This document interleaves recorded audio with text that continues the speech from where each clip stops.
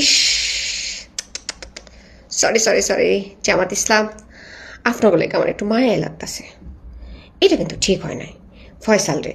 আপনারা এত কিছু কইরা এই যে ইন্ডিয়াতে পাচার কইরা দিলেন, টাকা পয়সা যেহেনে যেটা লাগে সেইটা দিয়া কাভারেজ দিলেন, তারপরও ফয়সাল আপনাকে লগে প্রতারণা করছে। ফয়সালের বিচার হওয়া উচিত।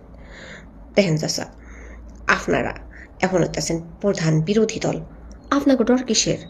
ফয়সাল কইছে যে আপনারা হাদিরে মাইরা ফেলাইছেন, এতে কি হইছে?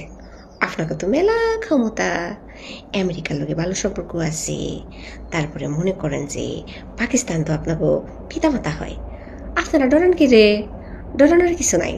এই যে হাদিরে যে মনে করেন যে জামাত মারছে চক্রান্ত কইরা, এটা তো মনে করেন দেশের একেবারে পান দোকান থেকে শুরু কইরা যেহেনে যা আছে একদম পোলাপান পর্যন্ত এই খবর জানে।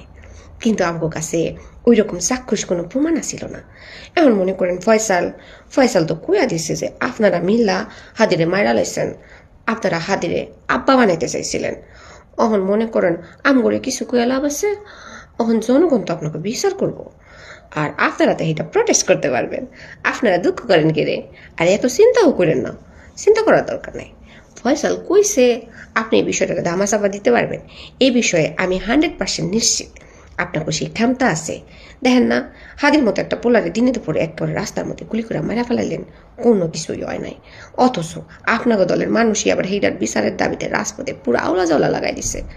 এখন ফয়সালকে ম্যানেজ করা এরা তো মনে করেন তুরির ব্যাপার, তাই না? চিন্তা করেন না। এই যে ফয়সাল সত্যি কথাটা কইয়া দিছে, অহন মনে করেন আপনার জনগণ ছাইরা